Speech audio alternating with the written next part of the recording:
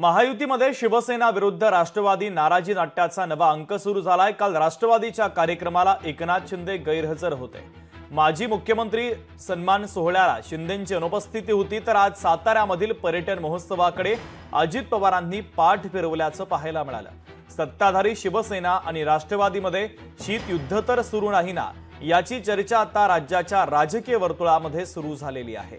रखडलेल्या पालकमंत्रीपदाचा वाद, मंजूर न होणारा निधी, अडकवल्या जाणाऱ्या फाईल्स यावरून शिवसेना आणि राष्ट्रवादी काँग्रेसमध्ये अनेकदा खटके उडालेले आपण पाहिलेत। अशामध्येच महायुतीतल्या नाराजी नाट्याचा आणखी एक अंक आता समोर आलाय।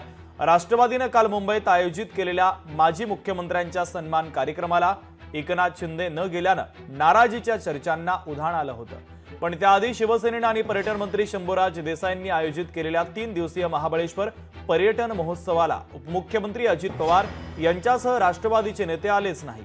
आज साताऱ्यामध्ये महापर्यटन उत्सवाची सांगता झाली। मुख्यमंत्री देवेंद्र फडणवीसांची देखील या कार्यक्रमाला उपस्थिती होती, मात्र अजित पवार शिवसेनेच्या या कार्यक्रमाला उपस्थित राहिले नाही। त्यामुळे सत्ताधारी शिवसेना आणि राष्ट्रवादीमध्ये शीत युद्ध सुरू झाल्याचं बोललं जात आहे। मगाशी रामभाऊनी सांगितलं, महाबळेश्वर म्हटलं की टेम्परेचर खाली येतं, तिकडून ते आले तेव्हा टेम्परेचर वर होतं, महाबळेश्वर आलं की खाली जातं, आणि हेच तर खासियत आहे। आणि म्हणून मुख्यमंत्री महोदय, मी जेव्हा गावी येतो तेव्हा इकडचं टेम्परेचर खाली असतं आणि मुंबईचं टेम्परेचर वाढतं। लोकशाही मराठी ऐका, पहा, जागरूक रहा।